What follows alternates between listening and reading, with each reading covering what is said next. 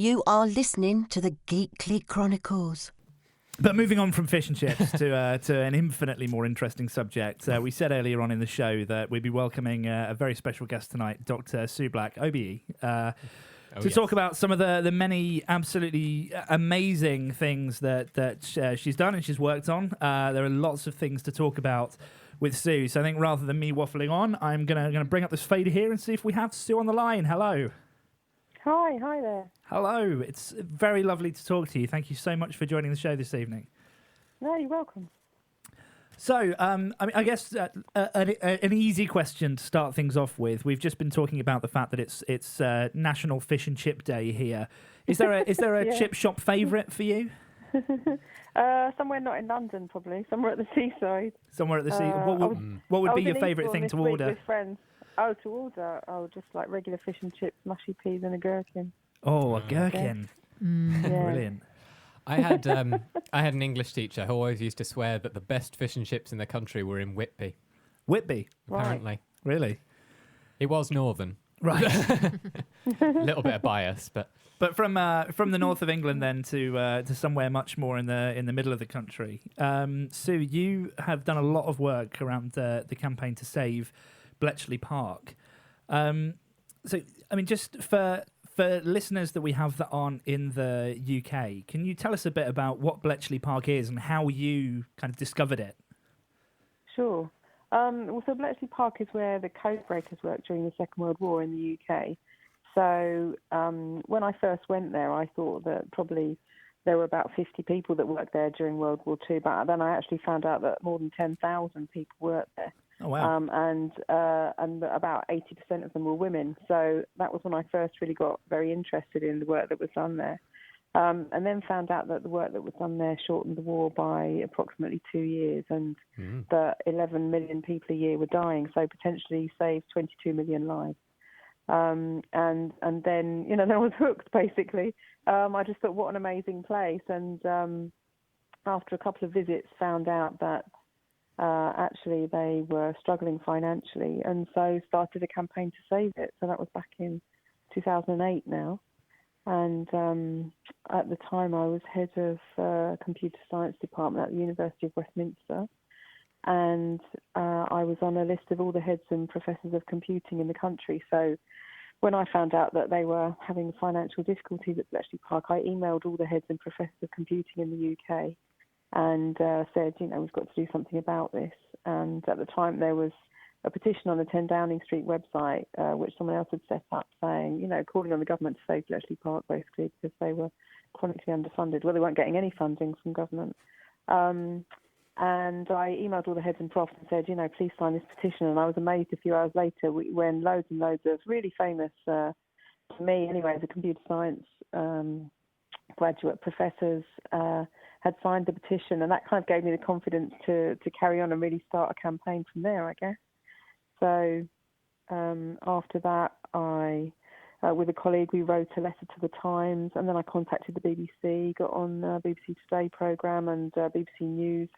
That was down to Rory Keflin-Jones, the BBC, and then and that was all great. They had loads of interest, but then what happened was that interest died down, and of course, you can't take the same story back to a news service and say you want to, it's a story again. It's not, once it's been covered, that's it really. So it was a few months after that I started using Twitter, kind of towards the end of 2008.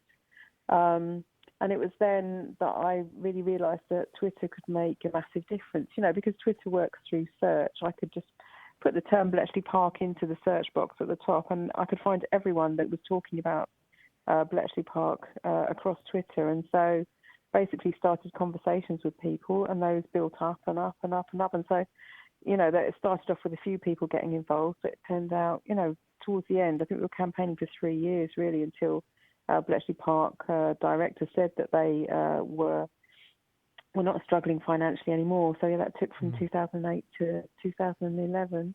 But across that time, just thousands of people got involved through Twitter, and I contacted some celebrities like Stephen Fry, and he got on board, and various other people, and just kind of built it up week on week, or like day on day, week on week, year on year. Built it up until thousands of people were involved, and and the visitor numbers went up at Bletchley, which was great because their main source of funding then anyway was through people visiting the site and paying on the door. So when they got more visitors, they had more revenue, so that helped too.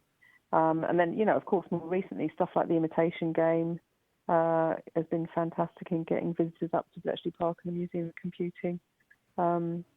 It's, how long ago is that now? It's like 8 years ago we started the campaign, so quite a long time now. But, I'm delighted that it's safe and that thousands of people are visiting every year. It's wonderful.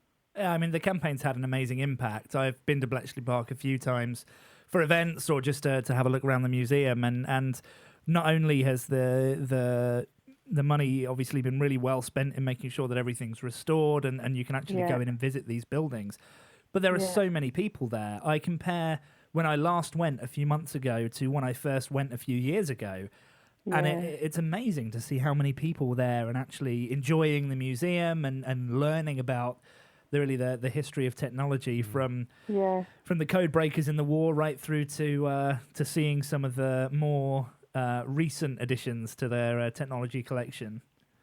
Yeah, absolutely. Yeah, it's incredible. It's just it's wonderful to see. I mean, I do kind of like now and again when I'm walking around like all the new exhibits and stuff that they've got. I just kind of think, kind of a little bit in me just kind of likes how it was before it was restored. Because it just kind of did look a bit more, I don't know, it just got a kind of, I used to get a real, I mean, I still do get excited every time I go there, but just when it was kind of slightly looked a bit derelict, I just used kind of to get authentic. that kind of sense of, yeah, I guess so. I mean, of course it still is authentic and it's a great museum, so not to take anything away from it at all, but I just think, like when you restore things, they just kind of just lose some tiny something about maybe their authenticity or their I just felt very much connected into the past, and of course I still do, but I don't know quite what I'm trying to say, but still kind of thinking back to those old days, I do kind of think it just had something special then too, which it kind of hasn't got now, but it's it's got loads of other things as well to make up for it. Well, and speaking of the exhibits, the last time I went there, one of the things that struck me, there was someone, quite a small child, probably maybe 4 or 5 years old, who's going around the museum with some family, and there's the part where they have loads of discs on display, and there was a disc that was the size of this 4-year-old that could hold less than a digital photo on it today. And that really visual way of seeing that progress is amazing. Yeah, absolutely. I mean, the stuff they've got at the National Museum of Computing at Bletchley Park is just incredible. And you're right, there's a massive disc, isn't there, which is about 3 or 4 feet tall, which I think was something like 4 megabytes or 1 megabyte. I can't remember. But yeah, it's just incredible. And you think what we can do now, I mean, it just blows your mind. I mean, it even still blows my mind that I can download things so quickly. I think back to the internet of a decade ago, and I was still, I mean, I even think back to maybe when I was a teenager and I was trying to download music, and if I wanted to get one song from Napster, not that I still illegally download music, but back then I would set it going before school, and the one song might be downloaded by the time I got home. Oh wow! Wow, yeah. I know, you just think about now, you just don't think about it. The speeds are incredible. Yeah. When you open a picture on dial-up and watch it wipe down the screen as each line loads. Yeah. So of all of the exhibits at Bletchley Park, which is there any that have really stood out to you as your favourite? I don't know. I like all the Alan Turing stuff, I suppose. Being part of helping the Turing paper to go to Bletchley Park, I suppose. From getting Google involved back in the day, and just kind of helping to make all that happen, and getting the Turing papers to actually be at Bletchley Park, being part of that was really exciting. I don't know if you remember, but they were up for auction at Christie's. I think it was 2011 or 2012, I can't remember.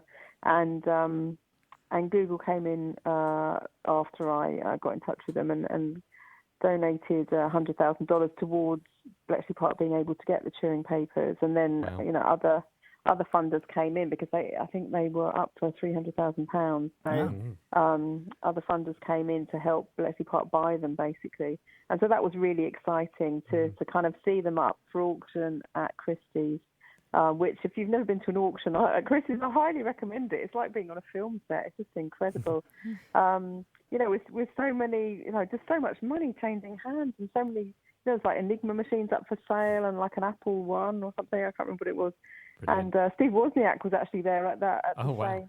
Incredible. Crazy. So, that was an exciting day. And so then, for them to now be at Bletchley Park, I suppose touring papers has to be my favourite, really. But, I mean, there's just so many. And the thing is, every time I go there, I see something different and find out something different. It's just incredible. I think the Alan Turing history that's at Bletchley Park is absolutely fascinating. A few years ago now, when it was Turing 100 years since his birth, I was at Bletchley Park doing the Turing test, because they brought machines to Bletchley Park. And for listeners that don't know, the Turing test is basically where you chat to a computer or a human you don't know, and you try and work out whether or not it's a person or a robot. And it was absolutely incredible to see all of this kind of research and talent that had been put into making artificial intelligence, all based on the work that Alan Turing did all those years ago. Yeah, well, that must have been amazing, incredible.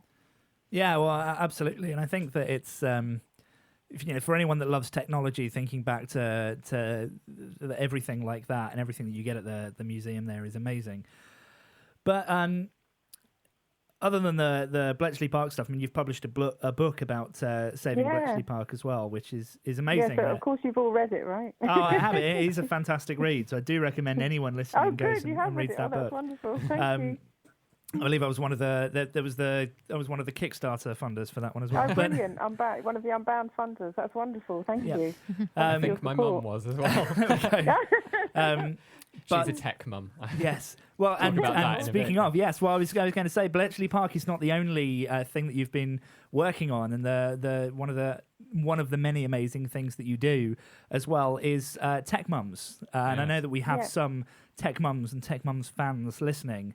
Cool. But for those that aren't, what's the idea behind TechMums? Well, so the idea, I suppose, I love technology, and I have done for a long time.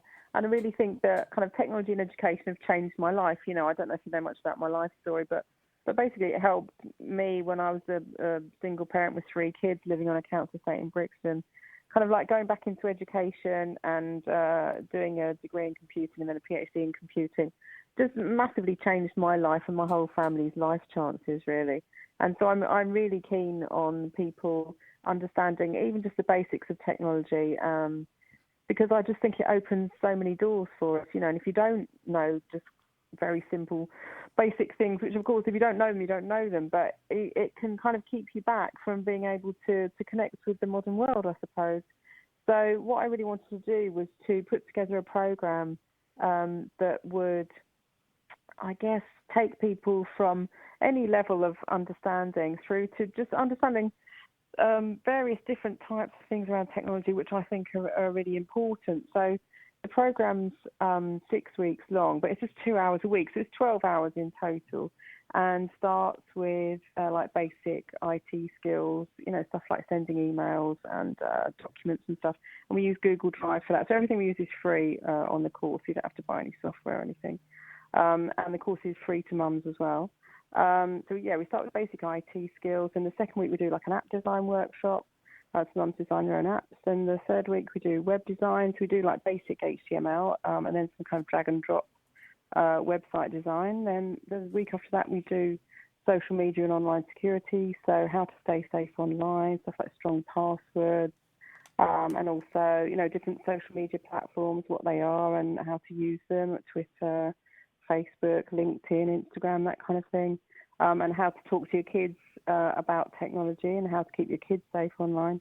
And then the fifth week is we do coding in Python, because I think it's important for people to understand that at a basic level, programming, it's sending a list of instructions to a computer, and I think lots of people don't realise that that's what it is. So we get our mums writing some code in Python and understanding like basic structures and stuff like, loops and branching and stuff. And then the last week is a graduation ceremony. So the program's accredited by the Tech Partnership, which used to be eSkills. And so our mums get a certificate for attending, and what we normally do is have a graduation ceremony. So we have like maybe a mum who's set up their own business and become successful, talking to the mums about what they've done. And then the idea is that mums can go on after that and maybe set up their own business or go back into education or maybe get a job or a better job, with the skills that they've learnt on the course. And one of the main reasons I targeted mums was because I really want to reach as many people as possible. So I thought, if I get out there to mums, we don't just get the mums on board, we get the whole family, because we get the mums providing kind of more tech-friendly atmosphere at home for the kids, and, possibly out to the extended family and the community as well. And also I kind of want to flip that. I hate the phrase, it's so easy your mum can do it. That really annoys me. And I want to have mums out there as tech role models, helping everyone else with their technology, not, I don't know. I just like, it's so easy your mum can do it, just really annoys me. Your mum can do anything. Don't say that. I entirely blame my mum for getting me into technology in the first place. Oh, me too. Good. Absolutely the same for me too. And yeah, I think that's amazing. And I think, a lot of people talk about, we need to get kids coding. And yeah, of course we do. But we need to get everyone interested in technology. Kids, we live in a mums, world where families, it's everybody. important now. And there's stuff like, the main kind of factor in kids make a decision of what to study at university. It's usually the parents, right? So if the parents don't think technology is a great career, they won't encourage their kids to do it.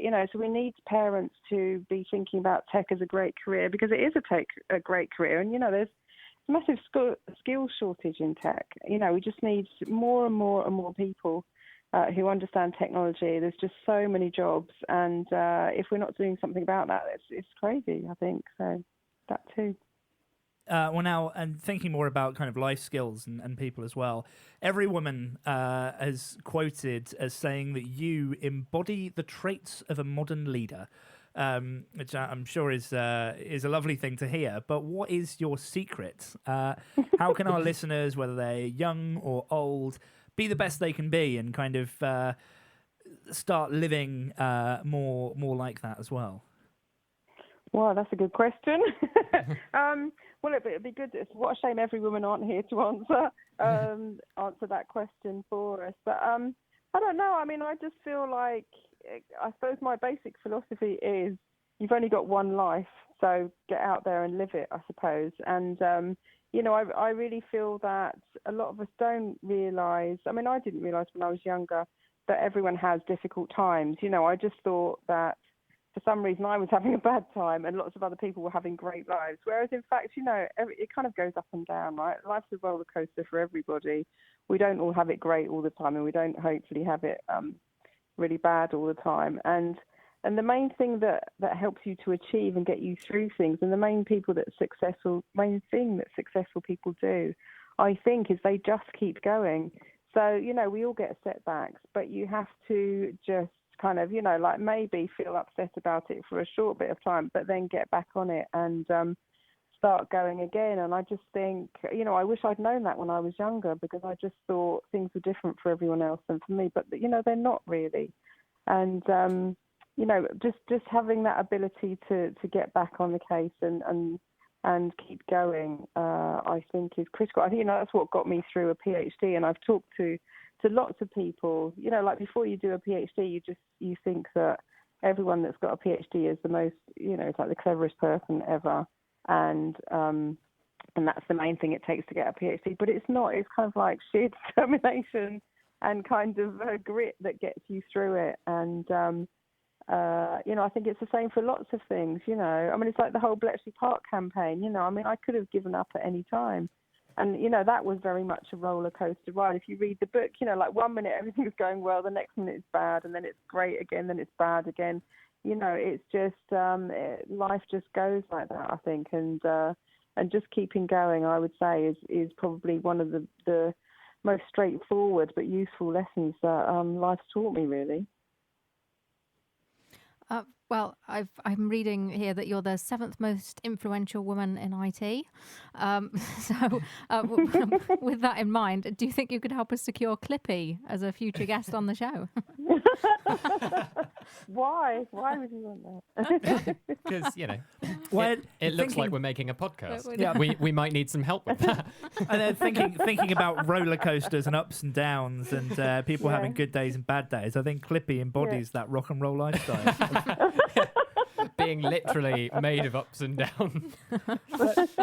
Have you ever come up against someone though that told you just couldn't do something? That either for whatever reason somebody said, "Oh, yeah, I see that thing you're doing, but no, I think that's stupid, and I don't think you could do it." And if you have, how have you put them in their place? Oh gosh. Well, I was thinking right back. When I was at school, I wanted to study chemistry and physics and stuff, and a teacher persuaded me that I should be doing cookery, like home economics. So, unfortunately, I did what they said. I studied home economics and then dropped it because I didn't like it, and missed out because I didn't study science subjects. So that was crazy. I guess more recently, no one really says things like that to me anymore. I think the difficult times really are when you're younger and when you're not in any sort of position of power, I suppose. I really have noticed the way that people talk to me has changed so much over the years, because if you can imagine looking back to when I was, 25 with 3 small children, and, I used to be a bit of, I suppose, sort of dressed like a bit like a rock chick, kind of, I used to wear like DMs and a miniskirt and a biker jacket and have like big, curly black, sort of unmanageable hair, I suppose. People treated me very differently then to they do now. It's incredible, really. And so a lot of the time then, people would be saying no to me for various things when I was trying to make stuff happen in my life. But I have to say, the thing is, the more successful you are, the more successful you get, kind of. And the more people, in general, treat you with respect. I mean, it's very rare now for someone to not treat me with respect, whereas 25 years ago, walking around with 3 little kids, it was probably every day someone was disrespectful to me in some way or another. Wow. So, yeah, I don't know if there's any advice or anything in there, but I think I do find it interesting that, when you do become more successful in general, I mean, maybe everyone knows this and I just didn't really realise, but, everyone's much nicer to you. Well, I mean, speaking of becoming more successful, you have an OBE. Yeah. How mad is that? So, I mean, what was that like? How did you find out it was happening? And for any of our foreign listeners, can you explain, how exciting that is? Yeah, well, it's just crazy exciting, I suppose, because I guess for me it's kind of, it's like proper recognition, I suppose, for the stuff that I've been doing is worthwhile, not just to me, but also to my country, I suppose, which is amazing. It's just an amazing feeling. And I'm now, OBE stands for Officer of the British Empire. And one thing I read in the blurb that they sent me actually was that now I can get married in the chapel at St Paul's Cathedral if I want to. Oh, wow. So, which is a bit crazy. And so can my children. I was like, wow. I'm not sure we'll take them up on that, but that's very interesting. It's there if you need it. And yeah, exactly. Yeah, if we fancy it, yeah. And it's just incredible. I mean, I just got a letter in November last year, basically a straightforward letter saying that I was being awarded an OBE. Would I accept it? And I had to fill a form in and send it back saying, yes, I would accept it. It said it was for services to technology. Was that correct? I said, yes, that sounded correct. And, that sort of thing. So I sent that off. And then it was announced on, I think, the 30th of December. It was like in the national newspapers, and BBC picked it up. So BBC did a bit on it as well. And then I went along 2 weeks ago today, actually, Wow. on 20th of May. and with some of my family, and there was about maybe 80 people, 80 to 100 people getting their different types of medal, basically and it was from Prince Charles. And so we went to Buckingham Palace, and which was just exciting on its own. And then, first of all, we were taught what would happen, like, for the actual ceremony. So we had half an hour of, like, briefing before the ceremony. And, you know, we were taught that we had to, you know, where we had to stand and that kind of thing. And that we had to say, I think, Your Royal Highness to Prince Charles, and stuff like, and how to curtsy, that kind of thing. Yes. So I haven't done a lot of curtsying in my life. All that kind of thing. And then it was the actual ceremony, and then I was kind of in a queue, all these people, and then went through, and then spoke to Prince Charles for a couple of minutes, and I shook hands with him. I don't think I was supposed to shake hands with him, but never mind. I haven't been taken to the tower yet, so hopefully I'm going to be okay. And then kind of it was all over. It was an amazing, absolutely amazing day. And just before that, I'd been given an award by Maserati, the car firm, and I asked them if I could possibly have a car for the day to take us to Buckingham Palace.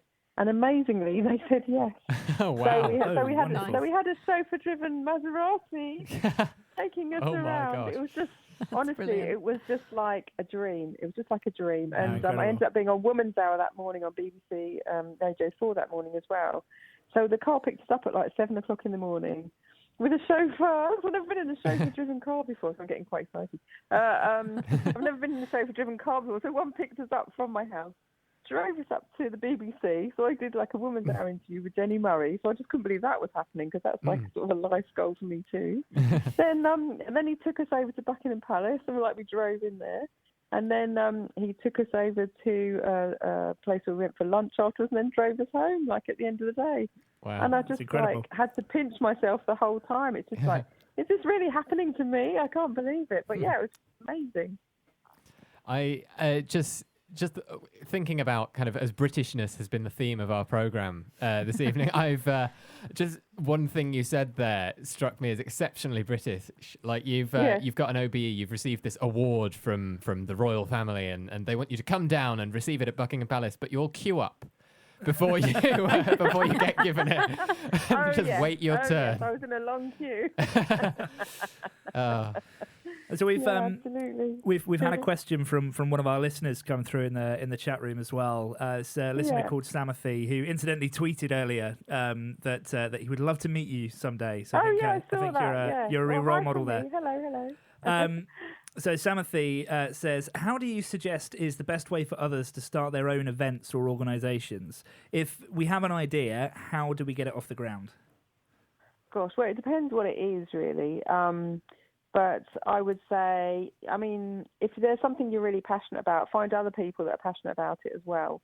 And then work it out between you, really. I mean, you don't have to do everything on your own. I think you can come up with ideas on your own, but it's more fun doing stuff with other people, and especially if they care about the things that you care about. Then chat to them, and then just keep going, really. The stuff that I was saying before, try and make it work one way. If it doesn't work that way, then try another way, and just keep going, really. Yeah, I mean, that's such amazing advice, and it's certainly when I think about our show that we do here, the three of us get together and do that, and that's something that is something that we couldn't really have got off the ground individually. But right. And as you were saying earlier about your campaign, it's more fun if there's other people. Yeah, it's more fun if there's other people that want to do the same thing you do. Then make it just so much more enjoyable. Absolutely, and thank you so much for answering Samathy's question there. I'm sure they are very happy that you got a chance to respond. So look out for them at an upcoming tech event, I'm sure. Well, thank you, Sue, so much for coming onto the show today and chatting to us about things. I mean, do you have any other kind of messages or any words of wisdom that you'd like to impart to the listeners before we let you go? Well, I think follow your passion is important. I think just keep going is important. Another thing I think is really important that I didn't know when I was younger was to surround yourself with people that support you. I kind of had the experience when I was younger where friends that were around me weren't always the most supportive of things that I was doing. Of course, some were, but some weren't. And I do think that, you know, especially when possibly if you're not that confident, which I wasn't when I was younger either, it really did kind of stop me from, or inhibit me from doing things, having people around that were kind of making me feel bad about myself. And I think it's really important to surround yourself with people that make you feel good about yourself and that support you to do the things that you want to do. So I would say that's really helped me as well. It's the Geekly Chronicles.